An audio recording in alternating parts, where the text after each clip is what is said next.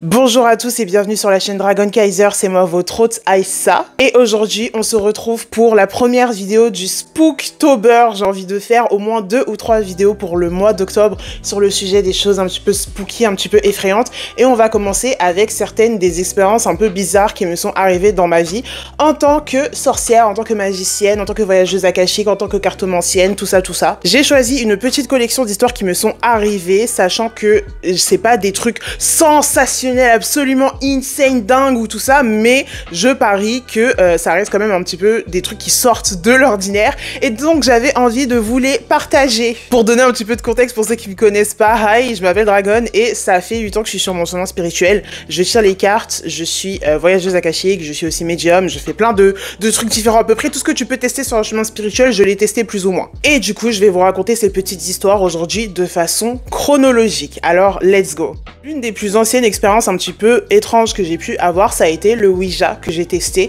il y a quelques années quand j'étais avec mon groupe de potes et avec ma meilleure amie. J'ai d'ailleurs fait une vidéo tout entière sur le sujet du Ouija. J'ai essayé de débunker un petit peu la paranoïa extrême qu'il y a sur la planche de Ouija, qui au final n'est qu'une planche de plastique qui n'a pas de pouvoir particulier, qui n'a pas le pouvoir d'amener des démons, qui n'est pas un portail vers les autres mondes. Mais je vous invite vraiment à regarder cette vidéo, même si ça fait longtemps.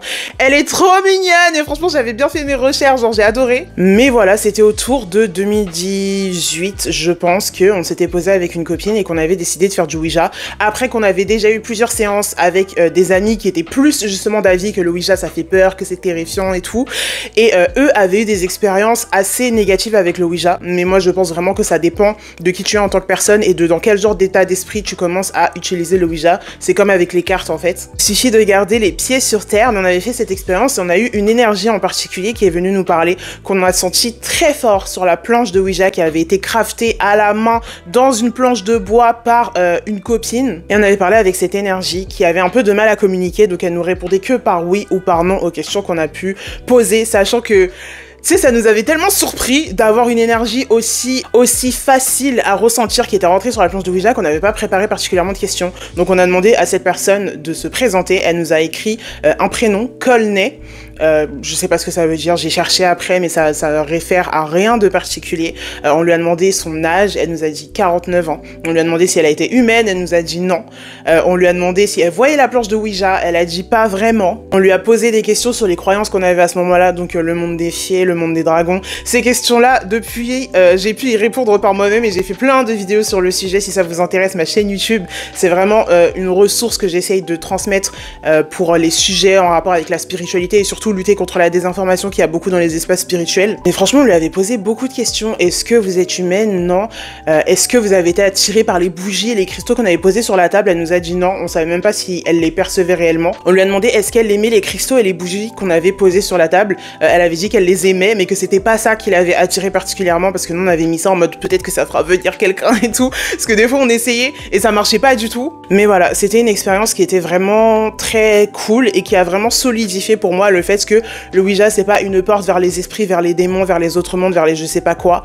Tout ça c'est vraiment, ça dépend de ton état d'esprit. Il y a des gens qui mentent aussi sur le sujet. Il y a des gens après qui font des surinterprétations de ce qui leur arrive après qu'ils aient fait du Ouija. Des fois si t'as raté le train, c'est pas du tout parce que il y avait eu t'as fait du Ouija ou quoi que ce soit et qu'il y a le démon Zizi Zozo Zaza qui s'est accroché à toi. Le monde du Ouija ça a été créé de toutes pièces après la sortie du film L'Exorciste avec Regan, l'adolescente qui se fait posséder et tout, le truc qui a traumatisé énormément de gens. Je l'ai jamais vu ce film. 2 ans et demi après ma première vidéo et j'ai toujours pas vu ce film, il m'intéresse pas particulièrement. Mais depuis ce moment-là, en fait, le Ouija a été transformé en vraiment un énorme phénomène qui, voilà, où on fabrique tout un tas de règles et tout un tas de légendes dessus pour pouvoir en vendre plus, parce que c'était un jeu qui était tellement profitable. C'était vendu par Hasbro d'ailleurs, c'est ceux qui font le Monopoly, si je me trompe pas, je me corrigerai au montage si c'est le cas. C'était extrêmement profitable en fait, on vendait plus de planches de Ouija que de Monopoly à un moment. Donc voilà pour cette première expérience.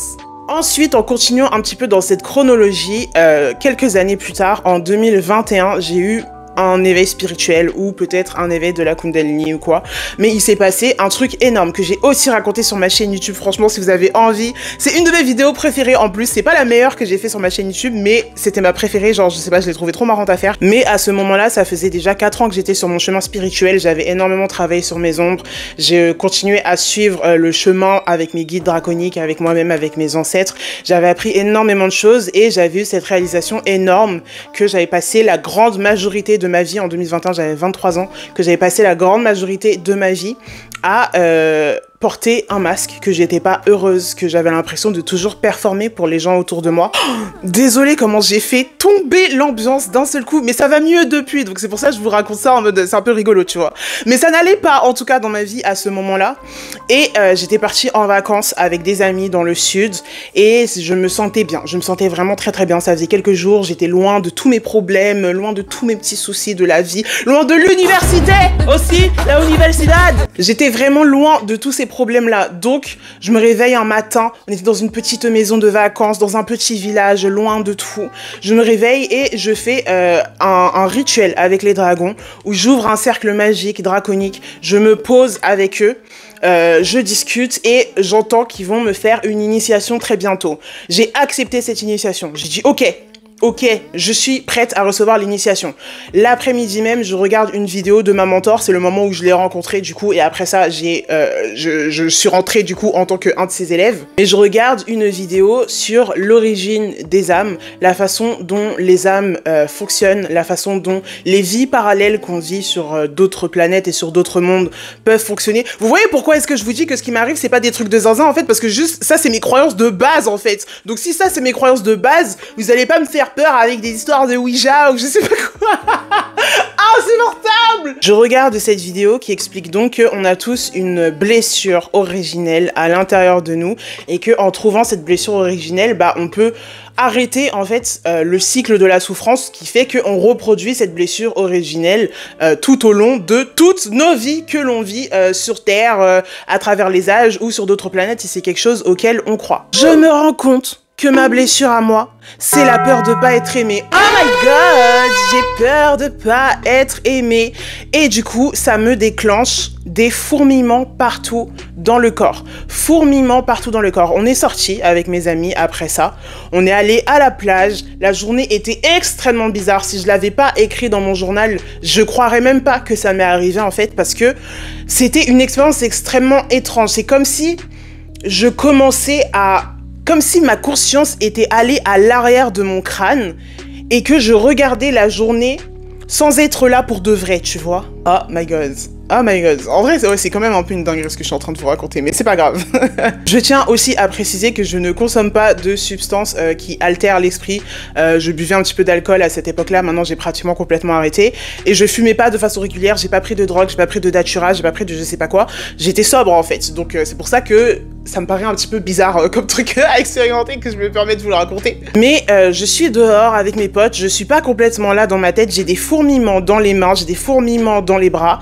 Je rentre à la maison, genre on est rentré en voiture et tout, j'arrive à la maison et je tape une énorme crise de panique, mais vraiment énorme crise de panique comme j'en avais jamais eu à ce moment-là. Je pleure, j'arrive limite plus à respirer et j'ai des fourmis absolument partout dans mon corps, j'en ai là, surtout en particulier, genre en dessous de la poitrine.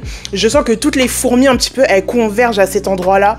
Je sens que mon visage est crispé, qu'il est tendu, je demande à ma copine qui est avec moi, est-ce que tu trouves que mon visage est bizarre? Et elle me dit que non. Elle me dit que non, la poupette, et je me regarde dans le miroir et mon visage est absolument impossible à reconnaître. Genre, j'avais pas l'impression que c'était moi. Et je me suis dit, mais comment c'est possible qu'elle m'ait regardé et qu'elle se soit pas dit qu'il y avait un truc chelou là? Ça a duré, franchement, j'en ai aucune idée de combien de temps ça a duré parce que c'était tellement bizarre, le temps n'existait pas. Et j'ai cru que j'allais mourir aussi, c'est ça le truc, c'est que je croyais que j'allais mourir.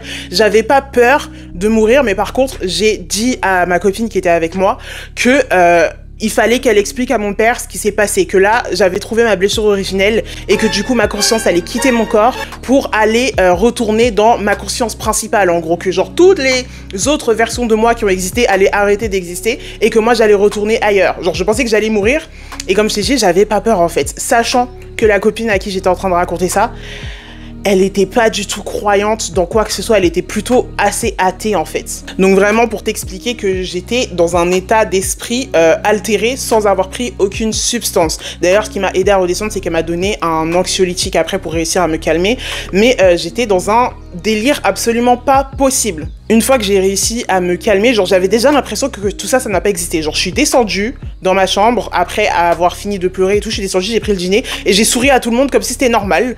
Et après ça, genre je l'ai vraiment noté directement dans mon journal parce que j'avais déjà l'impression que l'expérience, elle était en train de s'en aller. Mais heureusement que ma pote, elle était là, sinon aujourd'hui je n'y croirais plus. Et plus tard dans ma vie, quand j'ai demandé à mes guides et ensuite j'ai demandé aux archives akashiques ce qui s'était passé, de m'aider à comprendre ce qui s'était passé, ils m'ont parlé en fait d'un réarrangement de mon corps psychique, on va dire, de mon corps énergétique, et j'ai énormément changé depuis ce moment-là. Je suis vraiment convaincue que ça a été une forme de mort de l'ego un peu extrême. C'est à partir de ce moment-là que j'ai commencé à avoir beaucoup plus de connexion avec les mondes invisibles, donc avec la clairvoyance, la clairaudience, les esprits, plein de choses différentes. Si vous ne connaissez pas, encore une fois, je vous invite à checker ma chaîne YouTube parce que je parle d'énormément de choses, et surtout, suivez-moi sur Instagram, c'est là que je parle le plus en fait. YouTube, c'est long et c'est dur, donc j'y vais doucement, mais Instagram, je vous parle tout le temps en fait en story. Donc voilà, depuis ce jour-là, je ne suis plus du tout la même personne, et tant mieux parce que cette personne-là n'était pas heureuse du tout. À la suite de ça, on reste chronologique, mais quelques mois après, peut-être même quelques semaines après ça,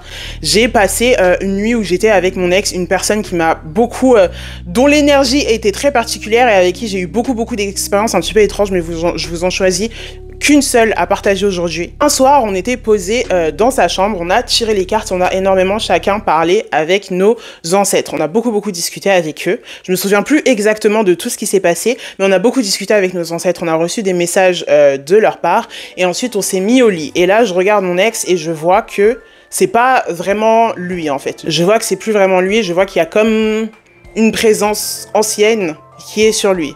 Et du coup, je commence à dire, est-ce que ça va ? Et il me regarde comme ça, tu vois, genre vraiment truc de dingue. Donc, je lui dis, ok, je sens que ton ancêtre, il est encore là et tout. Et je lui demande, est-ce que vous voulez nous parler? Est-ce que vous avez quelque chose à nous dire? Je me connecte comme si je me branchais sur une fréquence radio. De toute façon, fréquence radio, c'est comme ça que je gère en général mon énergie, en règle générale, et le nombre d'informations que je reçois. Parce que, si vous êtes le type de personne à être labellé comme hyper sensible, c'est peut-être un souci avec le flux d'informations que vous recevez. Si vous recevez toujours les informations des autres gens, vous ressentez les émotions des autres personnes, vous êtes jamais content, vous êtes le genre de personne qui a toujours son casque sur les oreilles parce que sinon vous supportez pas d'être dehors. C'est peut-être ça en fait, c'est le flux d'énergie. Dites-moi en commentaire et je vous dirai comment faire pour gérer un peu mieux la chose. Mais du coup, je me branche sur la fréquence de son ancêtre et je commence à demander, ok, pourquoi est-ce que vous êtes là et qu'est-ce que vous avez à nous dire?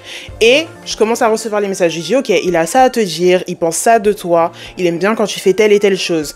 Et je pars dans un énorme, mais vraiment énorme fou rire. Gros fou rire qui n'avait aucun sens. Je transpire, genre je sens que je transpire de fou, surtout les aisselles ici, je brûle et je pète de rire parce que son ancêtre est en train de rigoler en fait parce que mon ex avait une façon de s'exprimer très marrante avec beaucoup de mèmes et tout.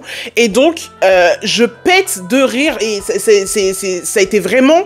J'ai jamais rigolé comme ça de ma vie en fait. T'imagines pleurer de rire, transpirer de rire et tout. Même mes sœurs, elles me font pas autant rigoler que ça. Et après j'ai vu des images et j'ai entendu des sons et j'ai pu récolter un petit peu l'histoire de cette personne. Mais bon, ça c'est un petit peu le truc classique pour moi dans ma vie de tous les jours, j'ai envie de te dire. Une autre histoire qui va être extrêmement courte qui m'est arrivée avec une autre personne. Je dormais avec quelqu'un dans un lit. Cette personne était tout le temps, constamment hantée par des esprits. Moi, je vois pas particulièrement les esprits, des fois je les ressens, mais je les vois pas beaucoup. Tant mieux d'ailleurs, parce que je vous avoue que c'est peut-être un truc qui me ferait peur de voir la forme physique des esprits qui nous entourent et tout. Donc j'évite de me connecter sur cette fréquence-là. Mais juste ce soir-là, je me suis réveillée et il y avait une meuf en robe blanche, avec la peau très pâle, qui était en train de flotter devant le lit et de nous regarder. Voilà, comme ça. Je me suis réveillée. Et je me suis recouchée. Ah J'ai dit en fait c'est none of my business, j'ai pas envie, c'est pas mon souci, ça me regarde pas. Regarde-nous si t'as envie ma chérie, mais moi je retourne me coucher. À demain. Et enfin, dernière histoire qui je pense vaut la peine d'être racontée parce qu'elle sort un petit peu de mon quotidien de sorcière. Mais j'étais pareil avec une personne et qui me disait qu'elle avait vraiment un gros souci au niveau de qu'elle avait l'impression d'être étranglée, en fait. L'impression d'être tout le temps étranglée.